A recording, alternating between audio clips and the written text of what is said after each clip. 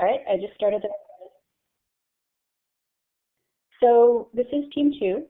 We were doing planning, and the group members are Amber Arnett, Jennifer Jenkinson, Michael. I've never actually said your last name out loud. Do you want to pronounce it? Lee Reaver. Lee Reaver. Lee. And Annette York. So we interviewed my friend Kirsten Shada. She is Senior Manager of Marketing Operations for Adidas. And I'm just going to tell you a little bit about her background. She graduated with a mechanical engineering degree and started off in aerospace with GE. And she immediately entered there a 2-year intensive management rotation. So moving away from mechanical engineering per se, she got involved with quality and efficiency programming and developed an interest in systems management, especially total quality management. After September 11th, that industry really changed, so she left aerospace. She and all her family members are lifelong athletes, so she joined TaylorMade, which used to be Adidas Golf. She spent extensive periods of time in Japan there and came back to the States, married her husband, who's also a senior manager at Adidas in HR. They moved to Germany. She got involved in marketing operations. She developed there a web-based mass customization app for running shoes. Came back to the States, worked for a couple of years in sales operations, and then has moved recently back into marketing operations. So one of the things that is interesting to me about talking to Kirsten about her career is that she's worked in 3 very different cultural environments. 2 of them might be easy to identify because they were overseas in Japan and then in Germany. But also, her first job was in a very different cultural environment, a much older, entirely male unionized shop at GE. So as a very young woman, she moved into a management leadership role, trying to get people to change the ways that they had really become accustomed to doing things.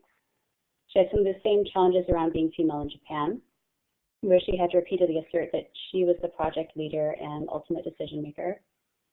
And then in Germany, it was a really different environment in terms of the role of labor and the decision-making structures, which can be quite vertical.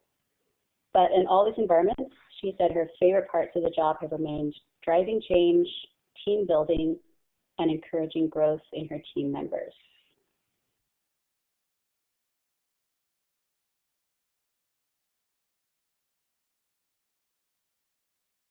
So Amber is on a slight delay. She's using her phone to connect, so we'll just give her a second. Sorry, guys, I actually was on mute. Hello. For my section of the presentation, I really focused on the information in Chapter 5, which was planning and decision making. Just to throw some, terminology out there. By definition, planning is choosing a goal and developing a method or strategy to achieve that goal. As with most anything, we have some pros and cons.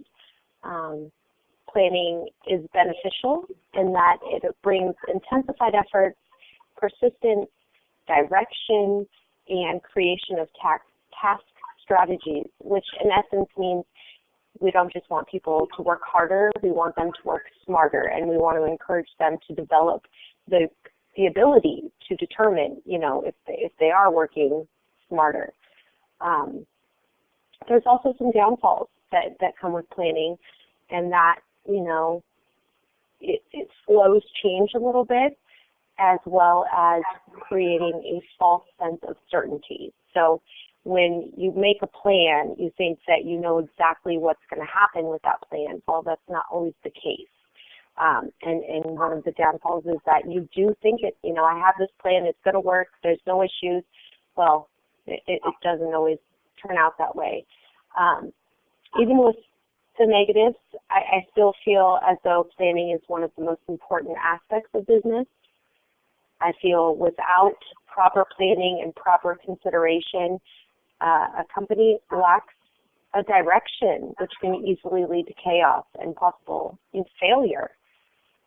As Annette stated, for our interview, we did sit down with her friend Kirsten. I think she made some really valid points regarding planning. I did kind of put her on the spot a little bit and kind of pulling that out of her.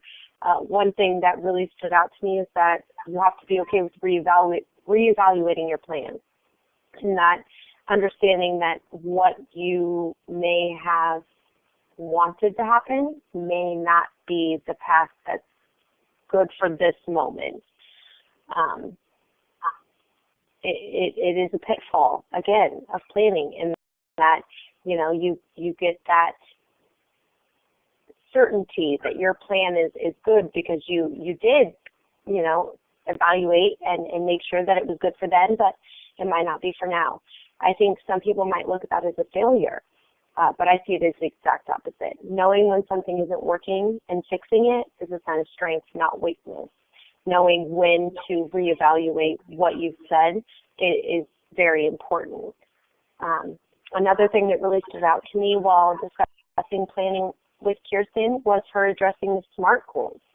It was really nice to hear her tie in what we're learning with what she is actually doing in real life. I mean, I know we all are walking away from this class feeling like what we're learning we're going to put into action, but having such a direct comparison, for me, it really stood out. As everybody knows, the SMART, S-M-A-R-T, is an acronym for specific, measurable, attainable, realistic, and timely goals. And as I said earlier, I think planning is one of, if not the most important aspects of business, knowing when to make a move and when to kind of fall back. SMART goals, they're a critical component of the planning process. Another thing that Kirsten discussed was how the planning process trickles down from upper management. She advised that yearly upper management meets to reevaluate their 5-year goals, and once they determine what those goals are going to be, they trickle down. So they go to the next level and then the next level, and then those managers determine what their immediate goals are going to be and how they're going to implement them to attain, kind of the bigger picture. So I really liked the idea that, and I do see that in my business and where I'm working now. You see that trickle down effect. So to sum it up, I think planning is important, and in order to be successful at planning, you have to create SMART goals, and you have to be willing to reevaluate those plans. So I touched a little bit on Chapter 6, the organizational strategy. I will go over competition. So Adidas was first founded on August 18, 1949 by a shoe cobbler. Their first competitor was Puma, due to two brothers fighting. One formed Adidas, Adi Dassler, and the other formed Puma, Rudolf Dassler. Currently, Adidas has been in direct competition with Nike for years. They have a market commonality when it comes to making similar athletic wear and shoes. Kirsten talked about how Adidas did not have the mindset to win the world market share in the USA, where Nike is more the marketing engine and Adidas concentrates more on the product. Kirsten talked about annual check-in with the 5-year plans. Last year they had a plan where they were set up to fail. The teams went through a retrenchment where they barely had the resources to keep systems running, and now are recovering and on their way to the growth strategy.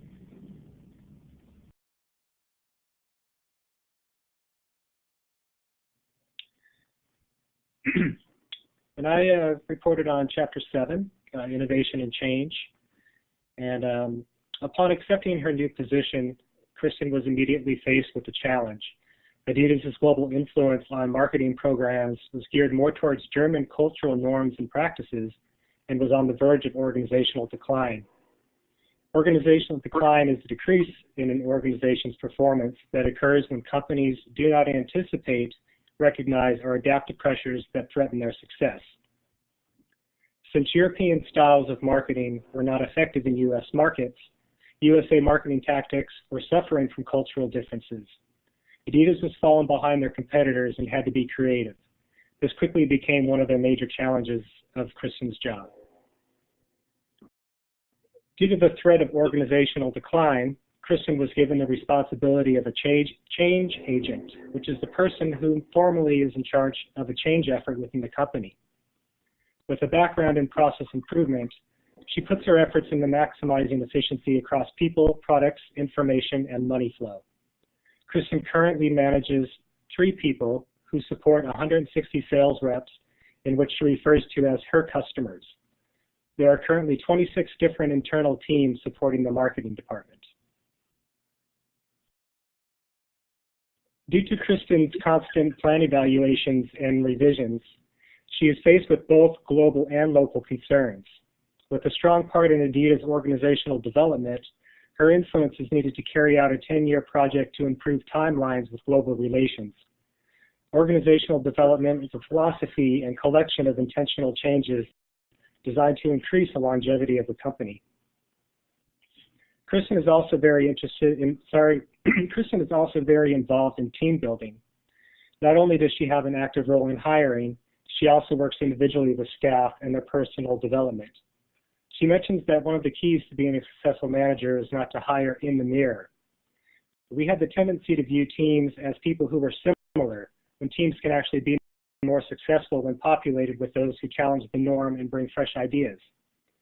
From entry-level employees to people rotating through other departments, she believes in multifunctional teams and continually leads and works with diverse teams. Kristen currently brought in diverse members to her team, one from the warehouse management department, and the other one was previously a 911 dispatch operator for the last 10 years.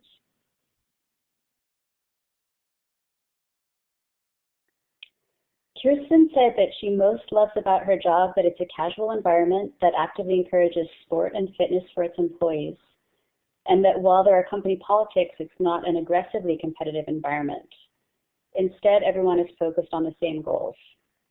We were interested that once we began to talk about teams, she immediately said, forming, norming, storming, performing.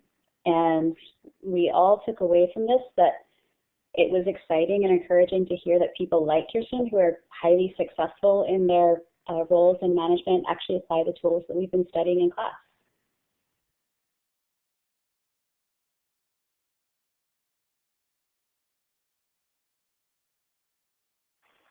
So that sums up Team 2's project on planning. Great, thank you guys.